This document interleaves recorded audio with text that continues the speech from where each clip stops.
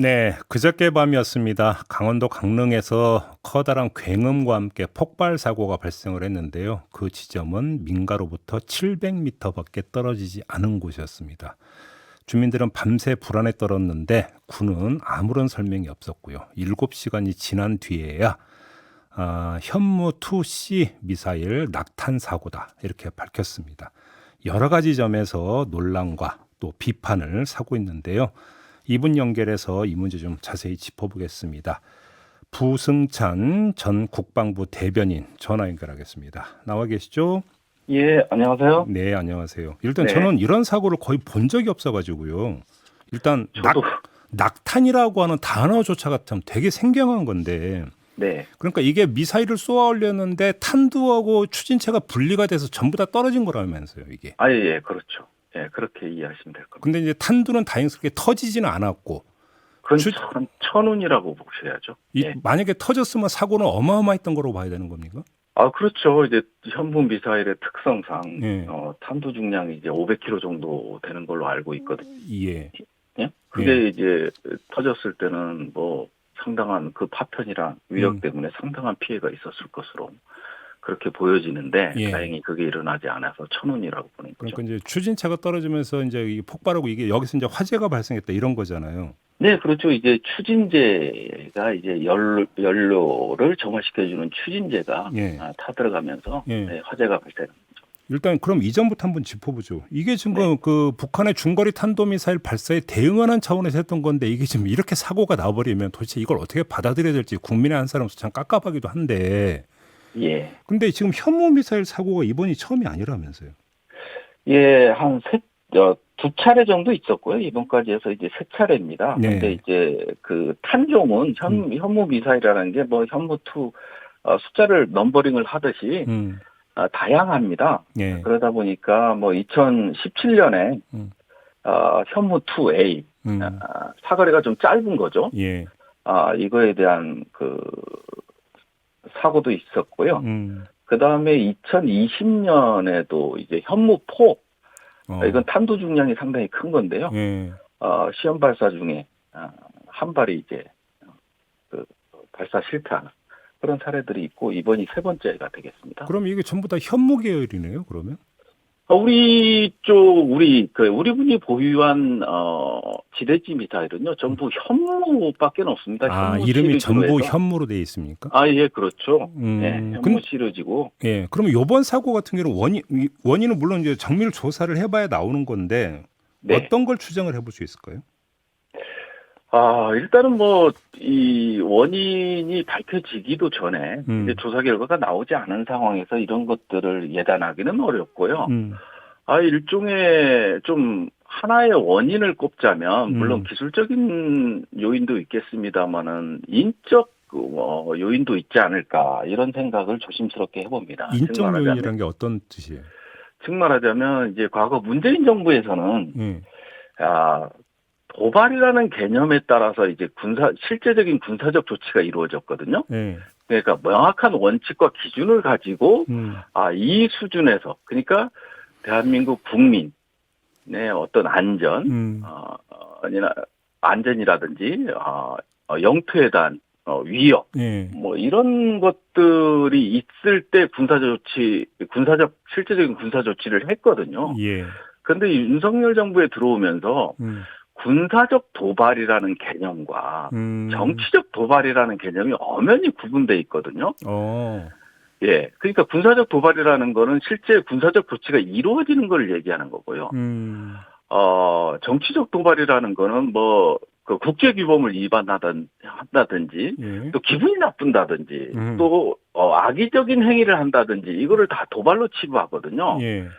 그러다 보니까 대응하는 데 있어서도 달라지는 거죠.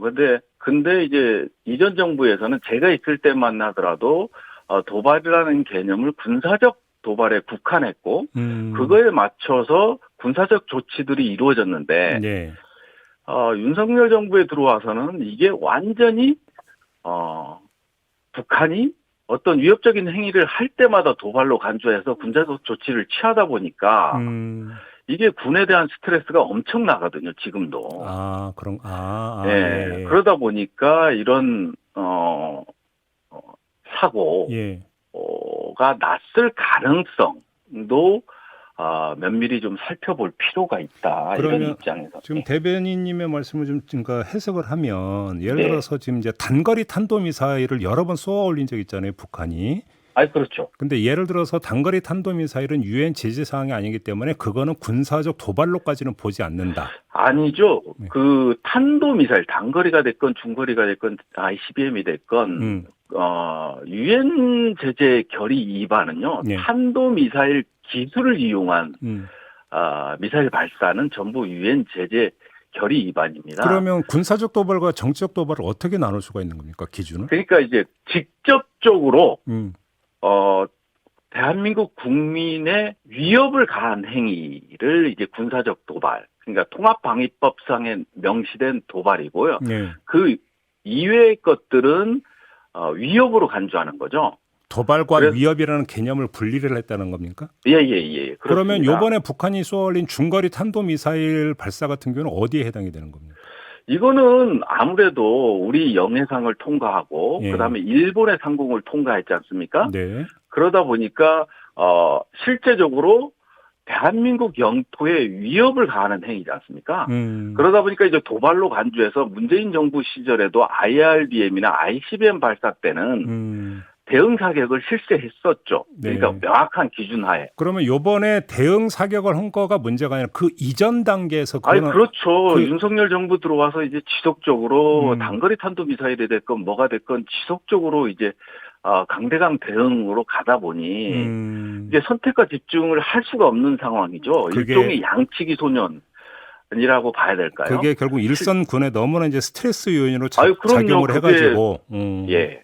요런 그러니까 요번 사고까지 연결된 거 아니냐 이렇게 지금 추정을 하시는 거네요. 그러면 그렇죠.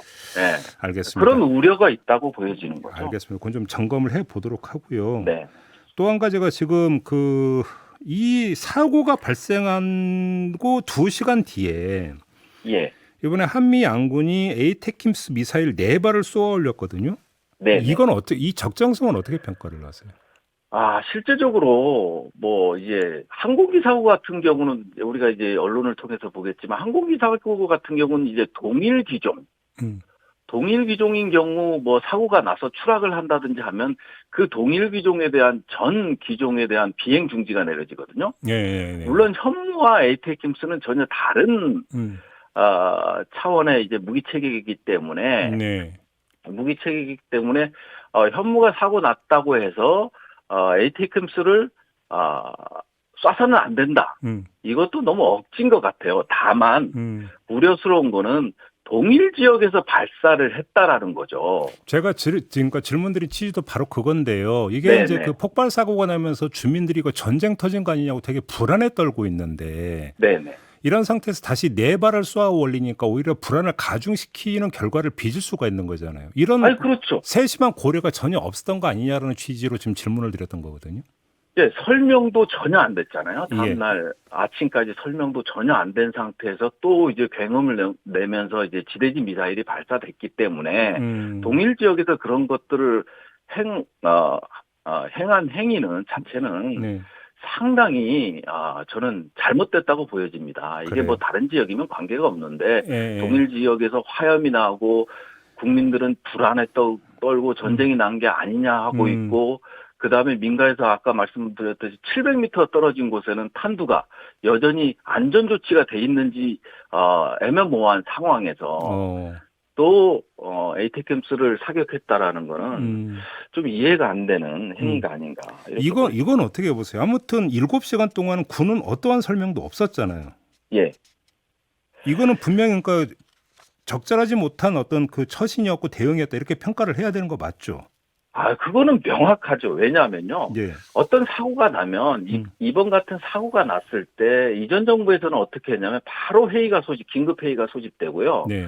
국민에게 어떻게 공개할 거냐에 대한 문구, 이거 조율 작업이 가장 우선적으로 일어납니다. 예. 또한 국방부 홍보훈령이라는 게 있거든요. 예. 거기에는 이제 극히 중한 사고, 그다음 경한 사고로 구분해서 공개 시점을 명시해 놨어요. 그러면 이거를 제가 이제 훈령은 인터넷상에서도 찾아볼 수가 있거든요. 예. 여기서 봤을 때 이제 중한 사고에 해당되는 건데, 아, 이번 낙탄 사고 같은 건 중한 사고에 해당되는 건데, 네. 이거를 어떻게 하냐면 최단 시간에 발표한다로 돼 있거든요. 아, 훌륭해. 예, 예, 예. 예. 근데 이제 훈령 자체를 지키지, 준수하지 않은 아, 그런 상황이 되겠습니다. 엠바고 근데 이제, 걸렸다라고 하는 점은 어떻게 봐야 되는 겁니까? 예, 엠바고가 걸리니까 다시 말해서 이거는 아니, 사고가 아니라 발사 사실을 보도하는 것이 이제 보도 시점이 엠바고 걸려 있었다고 하잖아요. 아니, 엠바고는 훈련 상황에 대한 엠바고죠. 사고에 대한 엠바고가 아닌데, 네. 이 훈련과 이 사고를 동일시하는, 그럼으로써 이제 일종의 궁색한 변명으로밖에는 전 보이지 않거든요. 엠바고는 정상적인 발사가 이루어진 사실에 대한 어떤 뭔가 엠바고가 그렇죠. 돼야 되는 거고. 예, 사고가 발생했잖아요. 이게 예. 또 국민의 안전을 위해할 수 있는 상황이잖아요. 예. 그러면 최소한의 국민들에 대해서 이걸 통보해줘서 대피할 수 있는 시간, 이런 것들을 충분히 줬어야, 예. 현 정부의 행위가 맞다고 보여지는 거고요. 지금 행위는 보도유예하고는 관계가 없는 겁니다. 하나만 더 여쭤보게. 이런 네. 그 중한 사고 이제 등급상 중한 사고라고 하셨잖아요. 예. 그럼 이런 중한 사고는 그러니까 상부 보고가 어느 선까지 그러니까 이루어지는 겁니까? 장관까지는 참고 보고를 하게끔 돼 있습니다. 장관까지는.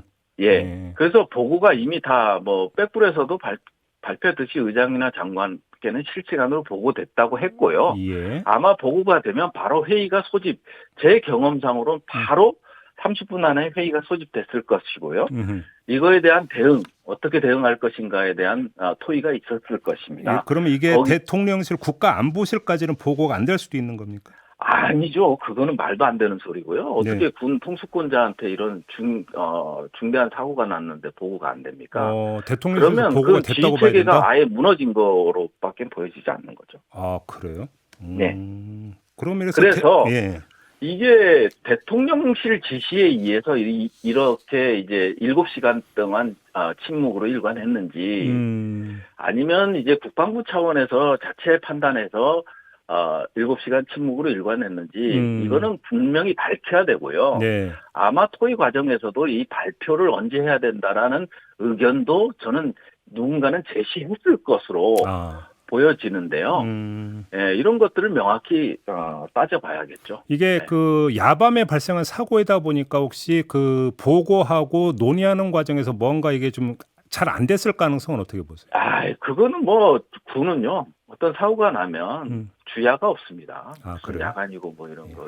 그렇게 이제 구분해서 보시면요. 예. 국가안보는 지켜지지 않는 거고요. 물론 그게 사실은 당연한 이야기겠죠. 네, 알겠습니다. 네. 다른 문제 좀 여쭤볼게요. 예. 돌아가던 미국 항공모함이 다시 예. 유턴을 해가지고 와서 오늘 한미일 연합 해상훈련을 또 한다고 하는데 저는 이게 전혀 기억이 없고 혹시 이런 비슷한 사례가 이전에 있었습니까? 전혀 없었죠. 어떻게 읽으세요? 그 이유를 뭐라고 보세요? 이게 미국 입장에서도요. 그만큼 북한의 핵기업이 현실화됐다고 보는 게 아니겠습니까? 저는 그렇게 판단하고 있고요. 예. 분명 미국은 북한의 핵위협에 대한 레드라인을 설정해 놨을 겁니다. 네. 과거에 2017년 8월 정도로 기억하는데요. 북한에서 전략군 사령부에서 관포위 사격 작전 방안을 수립 중에 있다라는 표현을 했거든요. 예, 있었어요. 기억납니다. 그때 당시만 하더라도 사실 화성 12형 같은 경우 실패가 여러 차례 있었거든요. 그게 2017년 4월에 3회 3차례나 연속으로 실패한 적이 있었거든요. 그래서 이제 4번째 만에 성공하고 예. 올해 엊그저께 쏜 것까지 해서 지금 총 8차례 발사했는데 이번에 상당한 능력을 보여줬죠. 네. 예, 그러다 보니까 지금 미국 입장에서도 복귀하던 로널드 레이건 항모인가요? 네. 이게 돌아와서 이제 한미 연합훈련을 동해상에서 다시 한다는 거 아닙니까? 예. 그만큼 북한 핵 위협에 대한 의미가 상당하다라는 쪽으로 받아들여지는 게 아닌가. 근데 좀 신경이 쓰이는 게 여기에 일본 해상자위대가 포함이 되고 동해상이라는 게 자꾸 신경이 좀 걸리는데 어떻게 보세요, 대변인님은? 일단 한미일 특히 일본이 연루된 훈련은요, 네. 사실은 많이 있었죠. 아, 근데 이제 우리가 지켜야 될 어떤 지역 예, 기준이라는 게 있어요. 예, 예, 예, 이게 동해상은 상당히 민감한 곳이거든요. 옛날에 초계기 사건 때도 이제 예, 거기서도 예. 또 사건 사고가 있었고, 예, 그러다 보니까 뭐 수색 구조 훈련, 문재인 정부에서도 똑같은 훈련들을 했어요. 음, 경보 훈련도 똑같이 했고, 음, 그 다음에 미사일 탐지 훈련도 똑같이 했어요. 예, 근데 이제 지역은 제주 남방, 이어도 아, 저 남쪽 먼바다에서 했죠. 예, 이런 정도로 지켰었는데 이번 보면 동해상 쪽에서 이제 계속 하거든요. 음, 근데 유심히 봐야 될 게 한미일 연합훈련은요. 예, 미국의 입장이나 일본의 입장이나 한국의 입장이 서로 다릅니다. 즉 얘기하자면 전략적 이익이 다른 거예요. 예, 예, 예, 미국 같은 경우는 사실은 세계 지도를 가지고 안보 전략을 수립하잖아요. 그렇죠. 그러면 가장 우선시 되는 게 중국과 러시아, 그 영내에서의 어떤 우세권 확보 이런 게 있을 거고요. 일본 같은 경우는 중국이라는 아, 예, 예, 예, 그런 거를 가지고 안보 전략을 수립합니다. 하지만 우리나라는 한반도 지도상에서 북한을 보고 안보 전략을 수립하는 거거든요. 전략 이익이 다 다른데 북한 핵이라는 변수를 갖고 한미 연합훈련이 하지만은 서로 바라보는 관점은 다르다. 네, 네, 이런 의미에서 한미 연합훈련을 단순히 북한 핵 때문에 미국이나 일본이 우리를 도와주는 거다. 이런 관점에서 어프로치했다가는요. 네, 네, 상당히 이제 낭패를 보게 될 겁니다. 알겠습니다. 결국은 한미일 북중러 대결 구도의 고착화에 네. 말려 들어가는 상황으로 가거든요. 알겠습니다. 좀 안보 라인들은 이거를 좀 구조적인 관점에서 좀 보실 필요가 있지 않나 하는 생각을 좀 합니다. 그래서 이제 북한은 또 이 대응 차원인지 모르겠지만 미사일을 또 쏘아올렸다는 그 소식이 좀 새벽에 전해졌는데 계속 강대강으로 가는 것 같아서 좀 우려스럽다. 이전까지 전하면서 오늘 인터뷰 좀 마무리해야 될 것 같습니다. 고맙습니다. 예, 감사합니다. 네, 지금까지 부승찬 전 국방부 대변인과 함께했습니다.